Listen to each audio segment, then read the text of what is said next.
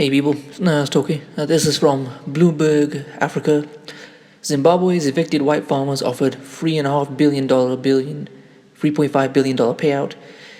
Zimbabwe's white commercial farmers, who were violently evicted from their land in a series of invasions that began 2 decades ago, said they have been offered $3.5 billion to settle the dispute with the government. The offer is for improvements and assets on the more than 4,000 farms that were seized and doesn't pertain to the land itself, said Ben Gilpin, director of the Commercial Farmers Union. An agreement is yet to be reached. The CFU represents most large-scale farmers in the southern African nation. Neither Zimbabwe's agriculture minister nor officials in the finance ministry immediately answered questions sent to their phones Wednesday. It's not clear where Zimbabwe would find $3.5 billion. The country is battling inflation of almost 800% and dealing with shortages of currency, fuel, and food. Over 90% of the population out of formal employment. Dispossessed farmers had been seeking $10 billion, but that was 15 to 20 years ago. Zimbabwe's government maintains that the UK, the former colonial power, should help pay the farmers.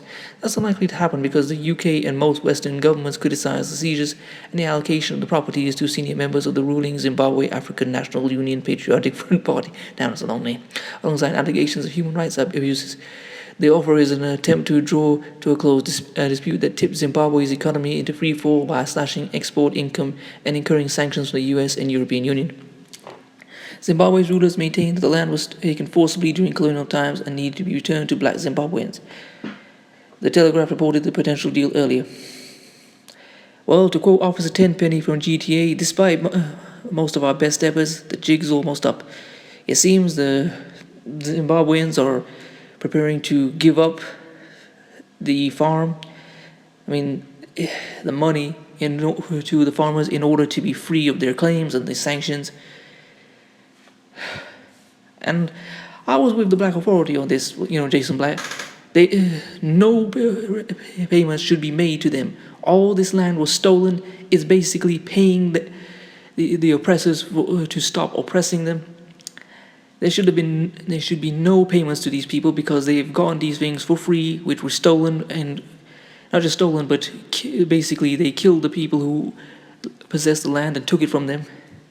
And it also shows you the people who deny reparations say, oh, the reparations shouldn't be paid to black people. We live in a world where they can be paid reparations for things that they stole, yet black people cannot be paid reparations for the things that were done to them and can be proven and are still affecting them to this very day. Astaghfirullah. Well, this is very, very disappointing.